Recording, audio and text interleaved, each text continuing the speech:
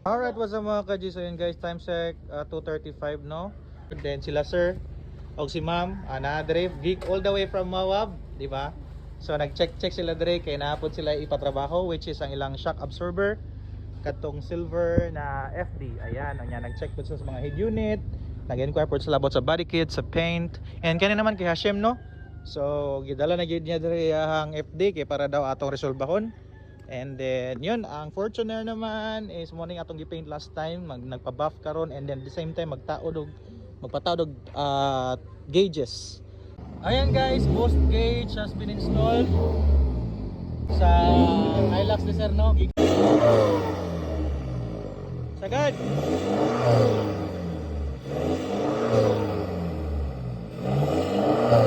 Ya, ang sunod ila sir na. Kay napanay mga lakaw, taod ta na ilahang shock absorber na KYB. So di gyud paawat si sir, gusto gyud niya KYB ang itaod. So sugod ta ni. And guys, sumana gyud daw ingon la ma'am. Oh, thank you po ma'am bro. Salamat kay sa trust bro. Ila ma'am ni, and gikan pa rig Mawab guys. Grabe no ni adto gyud diri para magpataod og shocks. Kay so far wala day ano dito. Nag-try na sila dito, wala daw sila makita nga mga pesa. So at least diri isa lang kagian. With pesa and taod. Then dalalaag Davao, di ba ma'am? Oh, di ba? So yun, thank you bro. Ingat. Okay. Oh, sige, matik. Kay magpa-mags, magpa-polexos. Og ang mga oil seal, oil seal sa transmission, and then magpa-body kits and washover po din sa sunod. Ingat mo bro. So ayan guys, off na sila James.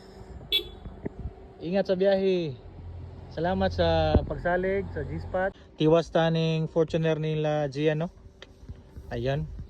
So basta solid ang works, mabalik yun ang customer. Di ba bro? Yes, matik. Alright, so kato kay Hashim na po next. And then FB continuing gyapon tani, and then FD. Ayun, na G-Spot ka rin. Thank you.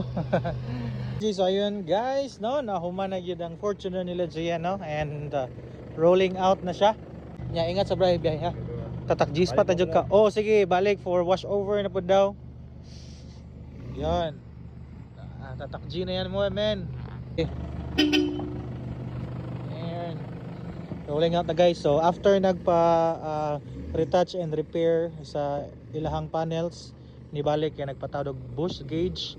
Then mobalik pa po daw to siya kay magpataod to siya stock na flange sa iyahang downpipe.